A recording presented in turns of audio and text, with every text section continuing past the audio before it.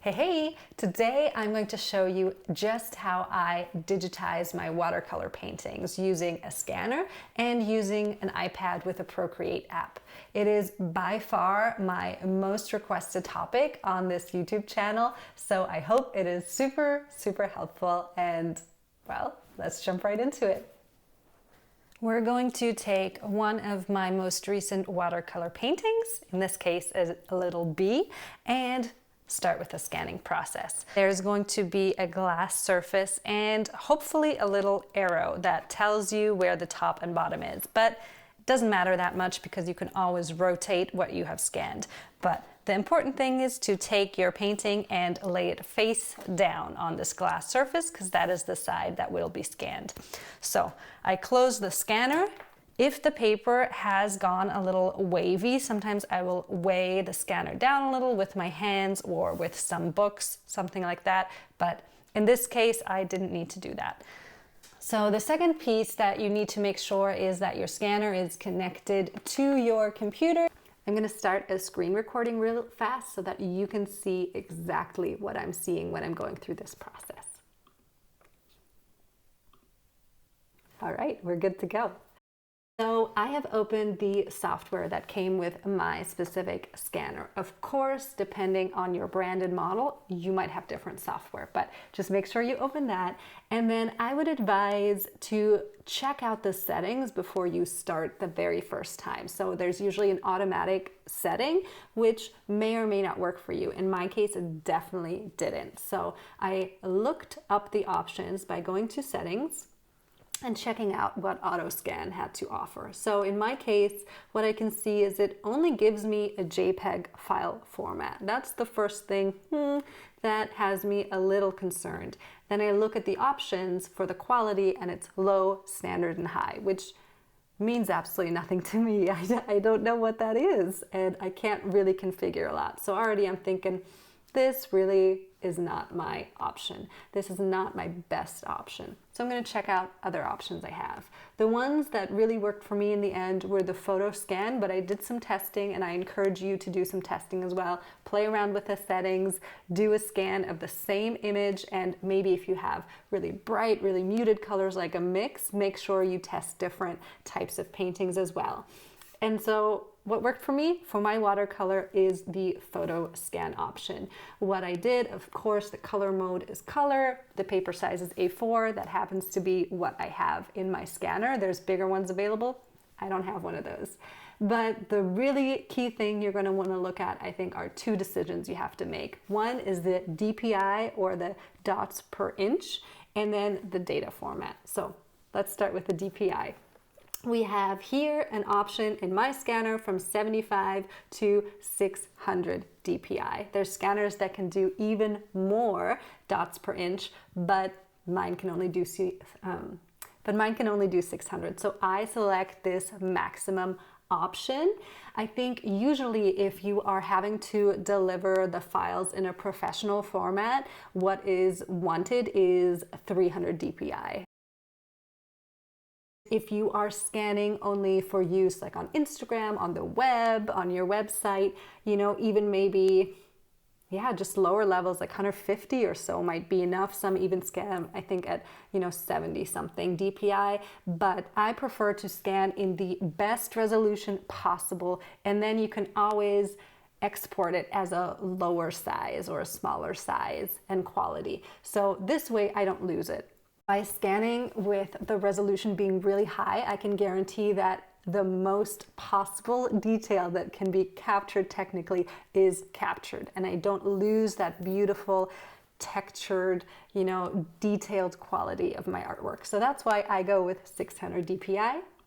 And then the second decision that you have to make is the data format. Now, often you probably have seen a JPEG. That is a really common format, but it does not have the largest bandwidth of possible colors that it picks up, and well, it basically just loses quality. It compresses the work in a way that you lose detail and you lose the whole width of kind of, you know, color range that exists in your painting. So I do not ever start with JPEG as a scan. The one that I have seen works well for my artwork is a TIFF format. And that basically has a much larger color range and does not really compress your work. And so the quality is incredibly high. But as you might imagine, it also means that the file is pretty huge. So you need to make sure in that case, if you want to scan your artwork in that way, that you have enough space available either on your hardware or the cloud, wherever you're going to save this, because it adds up really, really quickly if you start scanning in multiple pieces of artwork. But I am going to use that because it just really works well for me. All right, so all that being said, let us actually do the scanning. I'm just going to click on this big photo button and it searches for the scanner that's attached and it starts scanning. Now, depending on your size of the scanner bed, on the DPI you've selected, it might be seconds, it might take a few minutes. So yeah, worst case, go grab a little coffee and come back. Mine usually isn't so bad though. I don't get another coffee break. All right, do you hear this? It's almost done.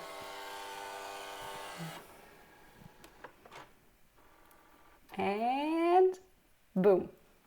All right, so I have this file now. It just basically saves to a space in my, I think it's not the desktop, but well, wherever I have pre-configured it to save to, it will save to on this computer. Now I can see in this case, you know, it's a little crooked, but it doesn't matter for what I do, because basically I'm going to kind of cut out the actual image and place it on a blank background. So I can always adjust the angle. It's really not that critical at this stage. Anyway, so this looks good. I'm going to upload this to the cloud, or, well, yeah, it's like Google Drive basically is what I personally use. And I use Google Drive because then I can also access the file from my iPad. So you just need to figure out a way how to get it from your main, you know, computer, laptop, PC, whatever you may use, desktop. And you just need to figure out a way how to get that file to the iPad. And since the iPad doesn't have like a USB option or anything like that, that is why I use Google Drive. Okay, so now we are in the iPad phase. I open the Procreate app. And I am going to actually create a new file that I can import my bee into. Create your own size of file by using this plus button at the very top. You can set the width, the height, the DPI. Remember, I like the high number, so I always use 600 here as well. And that'll then calculate how many layers you can have. Now, if you're literally using this tool right now to just scan in and then, you know, drop it onto a canvas here, you're not going to need a lot of layers. But if you're creating digital artwork or making a lot of edits, you are going to want to look at that. You can also look at the color profile. You have the RGB or CMYK options. And I encourage you to do additional research on that to figure out what the best option is for what you're trying to achieve. You can also create time lapses and, you know, make other little cool things. But when you're doing this, I really don't think you are going to need a time lapse. Anyway, we're going to cancel, and I'm going to pick a canvas that is pre-saved that I know just really works for me. And in that case, it is this 297 times 210 millimeters, which is basically an A4 size. So I'm going to select this option. Now, the way that I have it saved, it starts in landscape format, but you can easily either save it the other way around with the height and width, or just move it like I did. So no problem at all. Now we have this wonderful blank canvas and nothing on it. So what we're going to do is use this wrench at the top, look at add, and select insert a photo.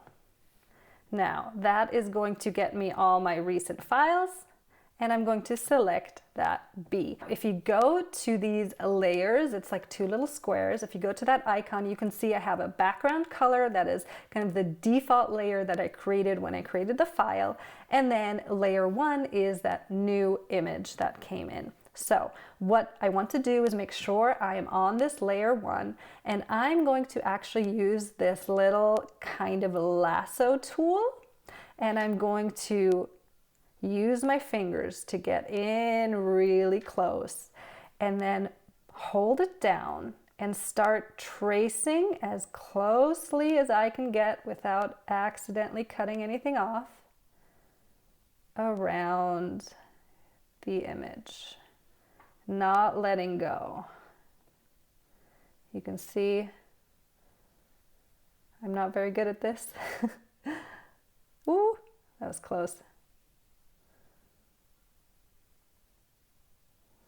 But this is basically going to help reduce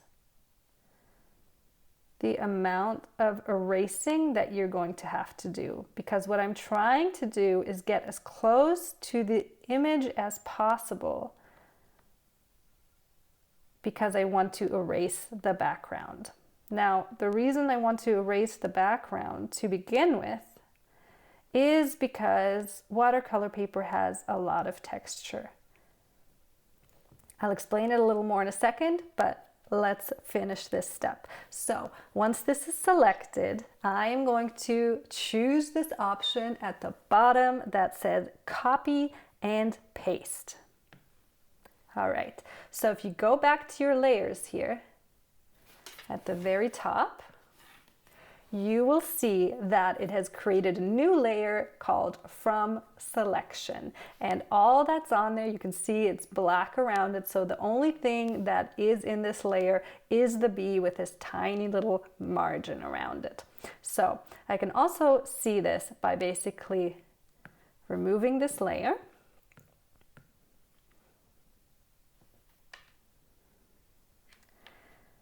And another tool that we're going to use, kind of a little trick to get around the problem, is to change the background color temporarily. This is absolutely not something that I'm trying to do as an end result. I'm just trying to see where that extra margin is around the bee that I really still want to erase. So I'm going to choose very much a contrasting color. It really doesn't matter which one, other than maybe it's like semi-pleasing to your eye while you're in the process. Okay, so I'll take this dark blue color. And now you can see, right, that there is still some white space from the watercolor paper around this bee that I don't want. So in that case, I'm again making sure I'm on this correct layer, and I'm going to use this little erase tool right up here. And it shows me which brush I have selected to erase. That's fine for me. It's a very kind of standard brush. I've configured this one a little bit, but it's very close to this round brush. And then something else that I need to do is kind of test on this side how big this eraser is going to be. So I want it to be relatively fine. And then I just start erasing around the shape, the painting, what is left that I'm trying to get rid of. Oops, see? And if I do that and I go into the painting, I just make sure I hit this back arrow once and it gives it back to me, and I can try. Now you can see, I keep messing up. So you can make this smaller if you're doing this, make your eraser smaller and zoom in further with your fingers, making this motion so that you can tell really clearly where the painting ends and you're not erasing parts of the painting. So basically we're just going to go around the figure and do this all the way. I'll come back in a second when that's done, because actually this process is quite time consuming. Not difficult, but time consuming. So usually I don't actually do this at my desk. I leave this part while I'm, watching TV or just doing something that doesn't need that much concentration. Then this is something cool that you can get done at the side of it. I'll be back in a sec because of the wonders of YouTube, you don't actually have to, wait around for me to finish this in real time.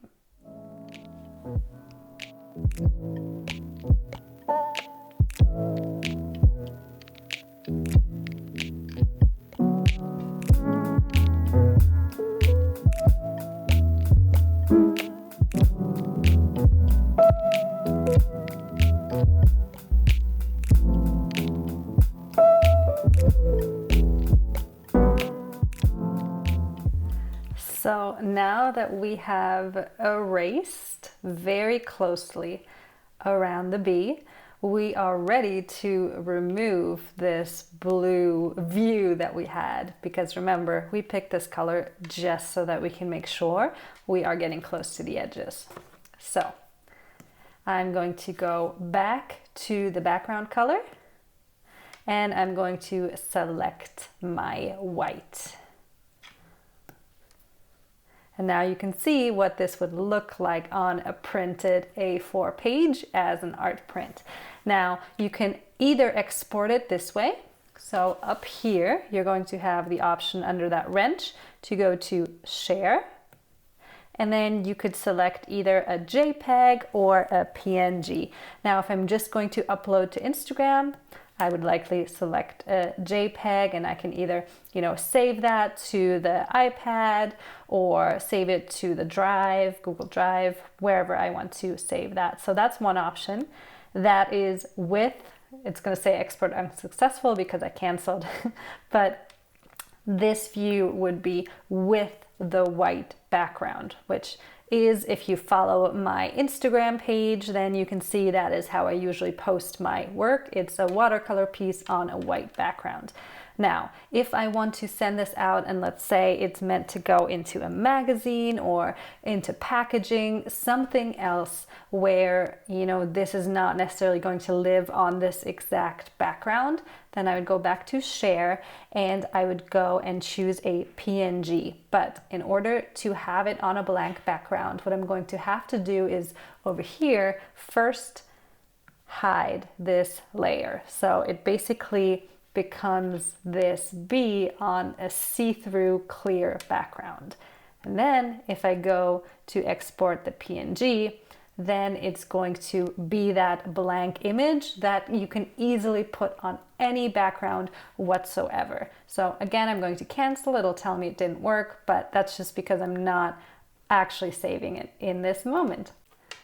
So that's it. We are at the end, and then it would be a separate step if you want to have this converted into a lower file format with fewer DPI. That's something that then I would usually do back on the Mac. But other than that, we're ready to go.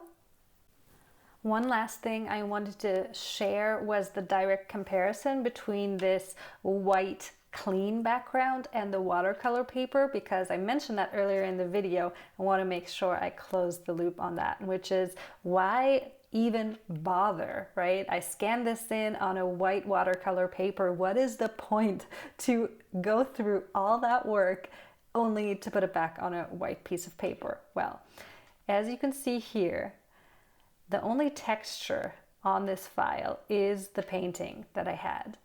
But if I switch to the actual piece that I imported, you will see all this additional detail, right? So all of this stuff, right, is noise, basically. Look at this in comparison to this. So not only is it distracting and looks kind of dirty in a way that the real paper doesn't, right? The real paper is a beautiful thing, but in the scanned version, it just looks kind of dirty and messy. So that's one thing.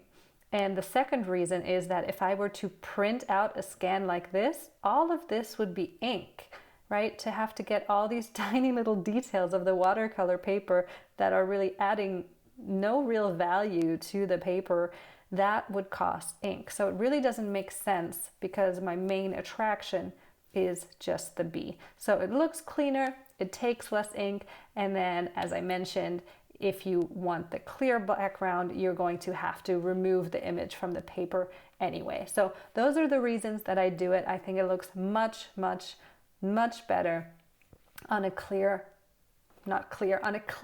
background like this.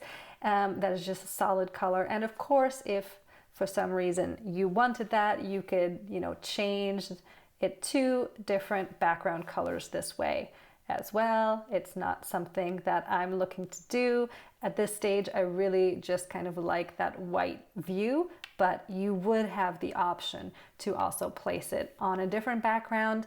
Another reason I do this is that often I will take multiple paintings and I combine them into a pattern or some kind of little scene, and usually I still paint each piece individually and then I'm able to combine them. So by removing each painting from the painted paper, not the painted paper, each painting from the original paper, I'm able to then combine things, copy, paste, adjust the size, do all sorts of cool things that I wouldn't be able to if I simply scanned it in and did nothing with it. So that's the reason why I do it.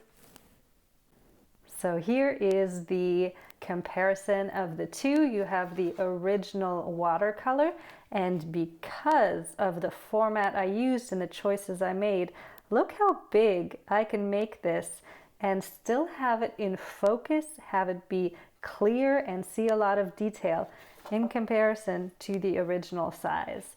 That is, as far as I understand it, because of that awesome high DPI that allows you to keep all those details and make things even bigger than you originally painted them. I hope that was helpful for you. If there's anything I didn't cover, let me know in the comments. I'm happy to answer there.